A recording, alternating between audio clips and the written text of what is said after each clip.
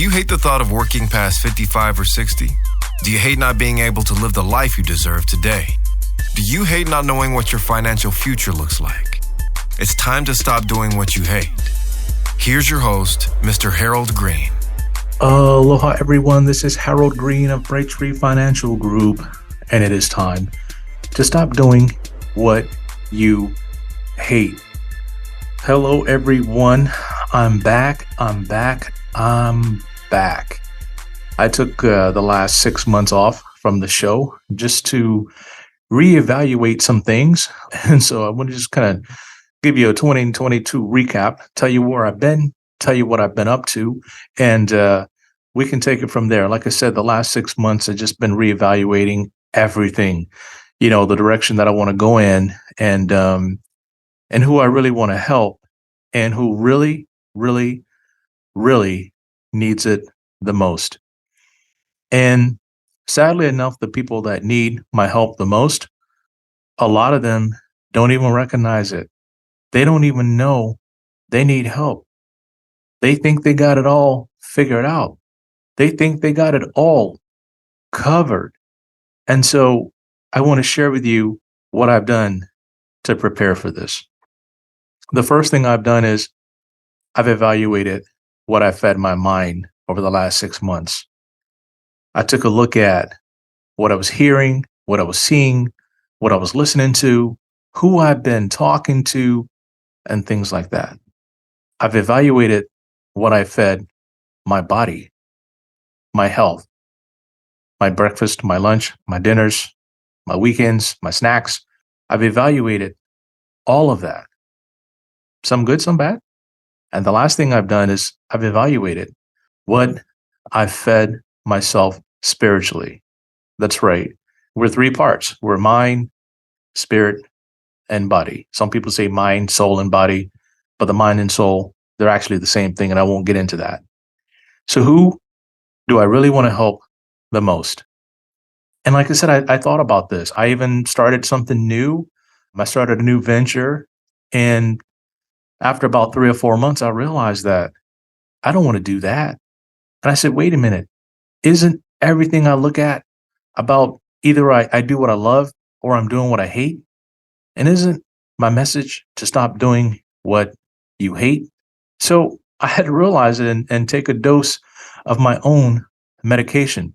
And I've recommitted to starting back up my own podcast show. I think that's my gift, along with some other things. And my mission is to share financial information and to help people get to a better place than where they are today. So who are the people that need my help the most? These are the people that are in the middle class. And there's a lot of different reasons why people are in the middle class. Some people, they don't want to be in the middle class. They want to be rich. Some people don't like the rat race of the middle class and they rather have less. But regardless of where you are, I want to share with you a stark warning. And this is very, very important. And this is why I've rededicated my purpose. I've rededicated the show to helping the people that are in the middle class. The middle class gets hit the hardest. They pay most of a large percentage of the taxes. They pay a large percentage of the tuition at colleges. They pay a large percentage of payroll taxes. The rich have gotten rich off of the backs of the middle class, not the poor. But the narrative is the rich are getting rich off of the backs of the poor. That is not true. And we're going to get into this. And I want to share with you something because I've been here. I thought this way. The things that I'm going to share with you are coming directly from my own life's experiences. And so hopefully this is going to help you get to another level. And I want to talk to you about today's show. The title is Enduring the Pain of Getting Wealth. That's right. Enduring the pain of getting wealth. So are you ready? All right, we back. 1, 2, 3. Let's get it. All right, so this has been a big one for me. And the reason why it's been so big is because 2022 in terms of, depending on how we've invested and whatnot, been somewhat of a disastrous year. Some of the stocks have done extremely well. Some have done extremely bad for a lot of different reasons. I won't do a market recap today and tell you where we are and where we're going to go. I'll do that in the next show. But it's been extremely brutal, extremely brutal. And I can't sit here and point fingers and say who's to blame for it. But here's what I want to say. Many people don't understand how incredibly painful it can be in getting wealth. And again, many people do understand. And that's why they choose to remain stagnant and where they are. And so today I'm going to share with you what it takes and why you should persevere through it. I've seen this slow drain in the stock market of people selling off, bad news after bad news after bad news. And it's been disastrous. But I'm going to share with you, it is in times like these when wealth is really created and wealth is really made. A lot of people have ran away from the stock market. They've hunkered down. They're sitting all in cash and they're waiting. I'm not saying that's bad. I'm not saying that's bad at all. But here's what's happening. I've studied the charts. I've gone back through all the different recessions. I've gone back through the different bear markets and I've looked at charts. I've looked at data. And here's the one thing that stands out to me the most. Regardless of the circumstances, the one thing that was the driving factor in all of the sell-offs and in all of the rallies is the human emotion. A buddy of mine calls it the price to emotions ratio versus the price to earnings ratio. And I want to get into this real deep. And if you guys can bear with me, I'm just going to lay it out. There is a war going on in the middle class, right? There is a war going on. There is a cultural war going on, an economic war going on, a mental and emotional war going on. And it's sad to see the number of people that are going through the things that they're going through. In 2022, there was a lot of unnecessary pain. There's a lot of unnecessary relationship pain. There's a lot of unnecessary financial stress, a lot of unnecessary emotional stress. In 2022, there was a lot of stuff that happened that was unnecessary. A lot of it was totally avoidable. But you know what? It happened. And so we got to get through it. And so now here in 2023, I'm going to tell you something straight up. I don't know if it's going to be a whole lot better than it was last year, but there are some practical steps that you can take to make sure you are ready for the restart whenever the market does recover, because eventually it's going to recover. What goes down must eventually comes back up, because if it doesn't go back up, we're all done. We're all shot, right? Again, there's a war going on with the middle class, from the education system to the economic system. So let's talk about the educational system. Our educational system is failing our kids. The stuff that they're teaching our kids in school, the things that kids are learning in college, a lot of it has nothing to do with what it takes to be a successful human being in life. And again, this is the war on the middle class. Okay? I'm not going to say who's waging the war, but it's happening. In 20 years, there may be no middle class, only the rich and the poor. I am not kidding you. I am not kidding you. If things continue to go the way they're going right now, right? If there is a middle class in 20 years, it's going to be very slim and it's going to look very weird. I won't get into that. But when we look at the scale of people leaving the middle class, very few of them are going to the rich sector on the right side, and many of them are going to the poor side, right? Because I talked about this in one of my last shows, right? I can't remember the name of the show, but I think it was something like Open to Disaster, right? It was kind of like you're going through life and you have no idea what's about to hit you and you're unprepared for it.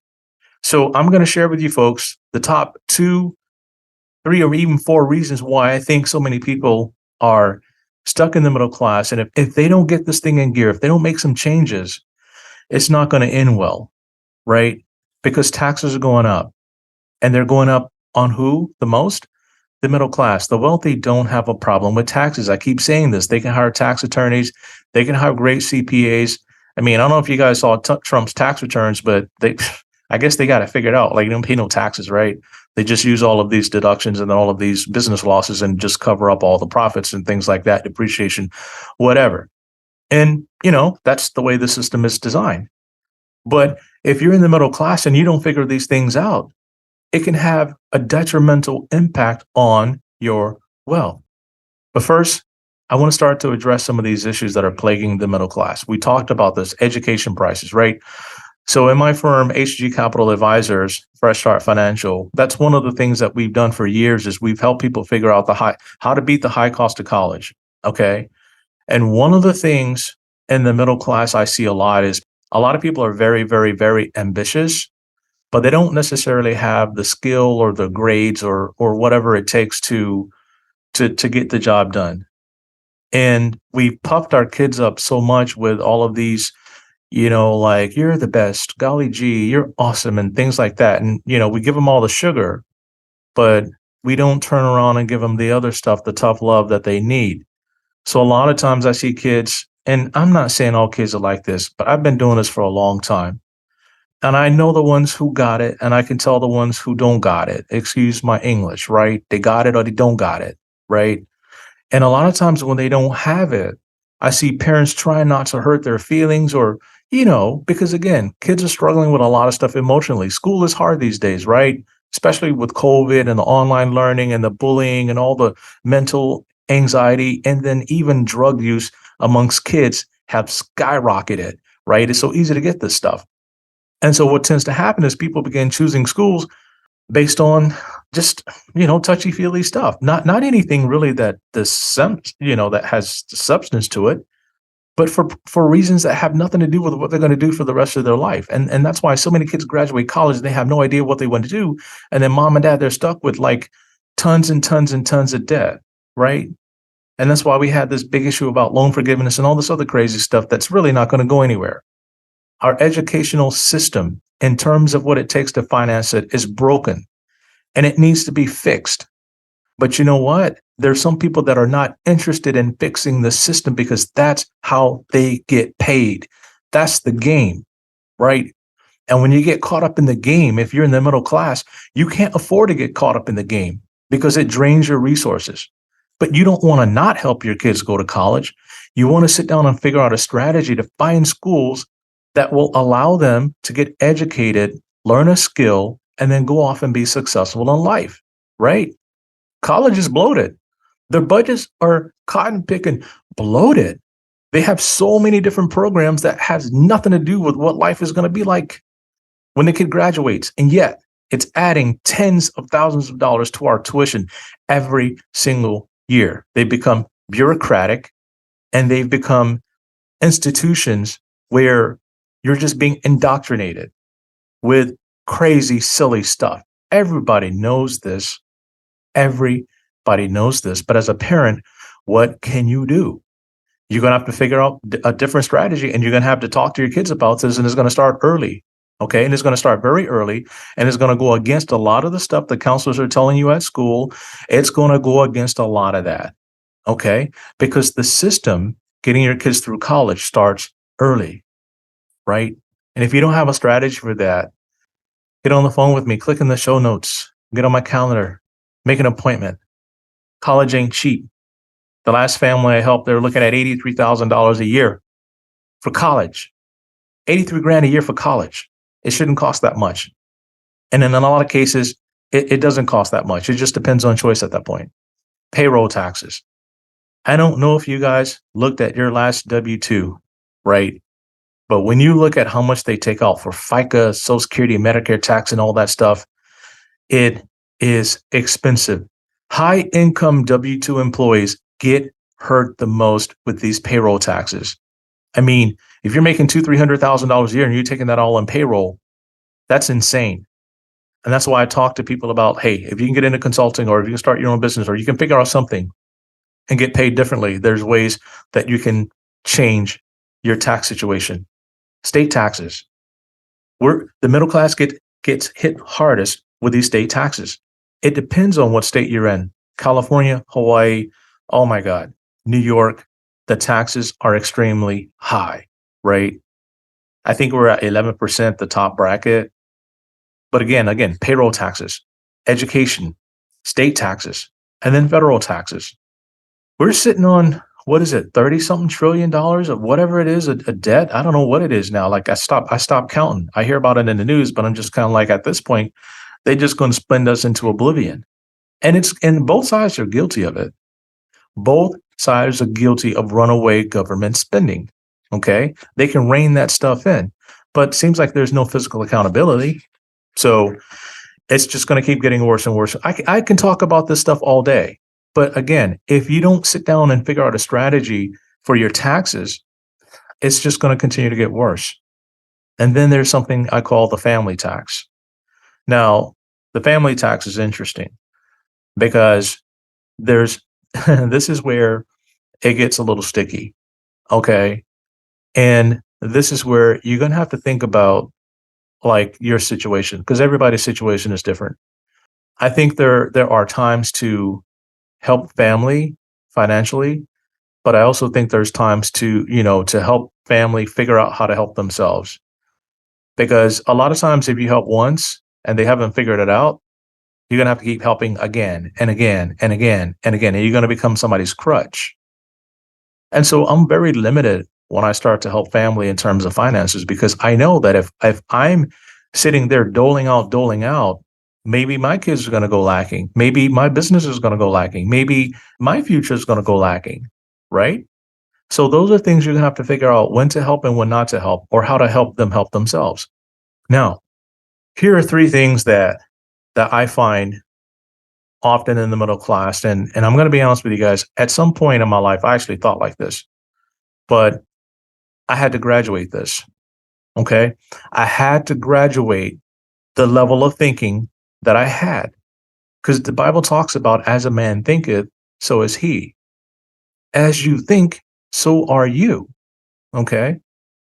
And I'm going to do a show a little bit later on about how you can't want to live life like a rich man with poor man's thinking and poor man's doing. That's going to be a show down the road. But here's the number one thing I see, and how I thought like this myself too. I was oblivious to what was going on around me. I had no idea what was going on. I had no idea what was going on with taxes. I had no idea what really was going on in the world.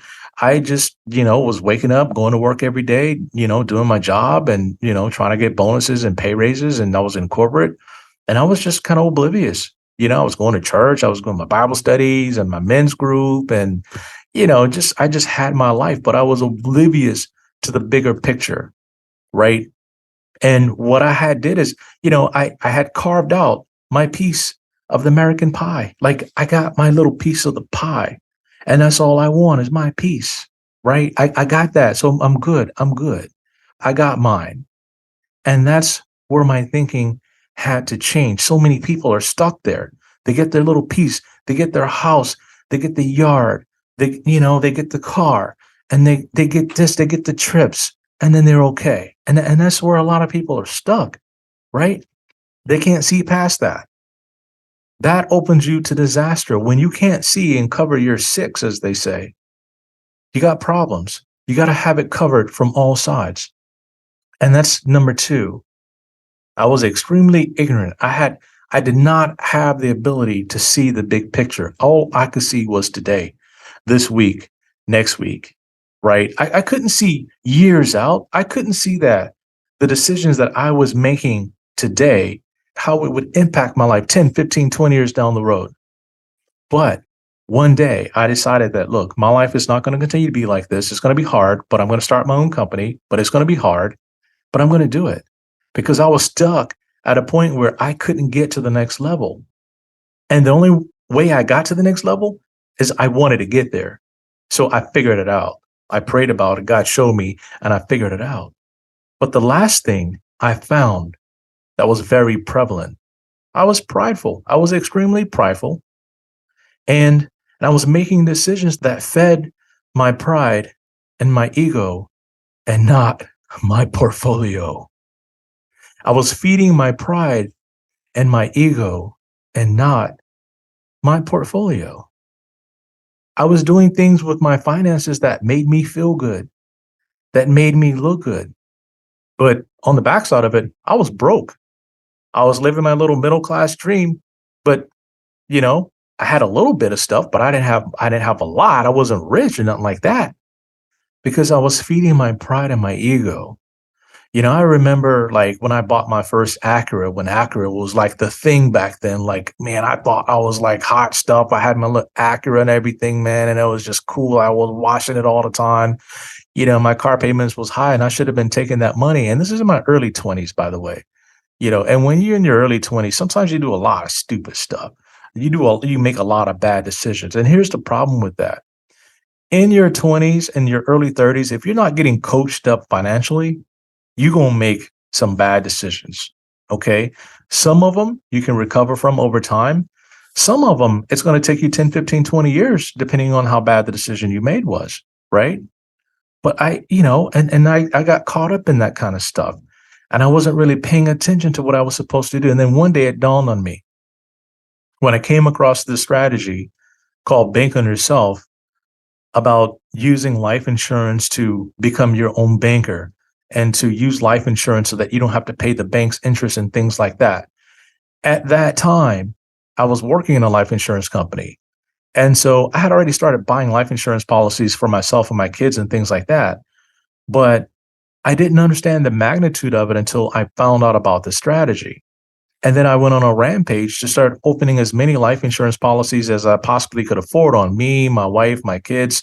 I just went like crazy. Instead of buying stocks, I was buying like life insurance. And I think back on it and I was like, man, if I would have been buying stocks and options and stuff like that at that time, I probably wouldn't even be sitting here talking to you guys. But I had to switch my thinking. I had to change my thought process and I had to get into a growth mindset because if I did not, look, there's factors that are chasing you. Everybody thinks everything is cool. The economy is down right now. It'll get better. We got war in Ukraine. We got inflation. We got high interest rates. That's going to get better. Yes, it's going to get better. But the question is, are you in position to take advantage of it getting better, incrementally better or exponentially better? Like, when your portfolios recover, are they going to recover a little bit? Or are they going to recover a lot? And so here at Braintree, what I've done over the holidays was I revisited some strategies that I hadn't looked at in a while. And this year, we're going to be mixing some different strategies inside of our long-term portfolios to help clients recover from this economic downturn. No, I did not sit everybody in cash and wait for things to come back. I really don't believe in that in long-term portfolios. You can have some cash in there, but I think in long-term portfolios, you ought to be fully invested as best you can. Okay. Because you never know when things are going to snap back. And right now, a lot of stuff is oversold. And we'll get into that in the next show. What actually happened in certain stocks? I'll dive into that. And we'll get into the reasons behind it and all of the hyperbole and all of the bullcrap that came along with it. But, if you're in the middle class and you think everything is great right now, look, that's a false sense of security. Right. And so we want to make sure that you are covered on all sides. And if you want just that checkup and you want me to take a look at stuff and see where you folks are at and to see like where your vulnerabilities are, like in your IT system, you want to know if there's any way you can be hacked. And there's things out there trying to hack you and you're not even aware of it all the time. The tuition at the colleges, the taxes, right? All these different things that are coming at you. You want to make sure that all sides are covered. And you want to look at if there's any areas where you're vulnerable, how you can patch those things up and get that stuff on track. So you can click in the show notes, click on my calendar, get on the schedule, and I'll be glad to sit down and talk to you for 10, 15, 20 minutes, depending on, it's probably 30 minutes, that first consultation or whatnot. And then, because I'd love to see where you folks are at, and then it's free. And you don't have to do any business with me if you don't want to. You just need to know what you need to fix and then go and fix it. Right. So it's kind of like getting a quote to fix your car. And then they tell you, hey, this is, your carburetor or whatever it is, your fuel injectors, whatever it is, you know what you need to fix. And a lot of times you want to know what's going to break too. So you want to stress test your situation, stress test your portfolio, stress test your financial plan, and make sure nothing is about to break on you. Because I kid you not, in the middle class, one of the things I see that happens the most is these unexpected, unforeseen situations that people are not prepared for. And how do they fix them, solve them? They got to go take on debt. So I want to make sure that you are going to be okay. So I'm glad you folks are checking in and tuning in again. And I'm glad to be back. And until next time, everybody, 1, 2, 3, let's get it. This is thepodcastfactory.com.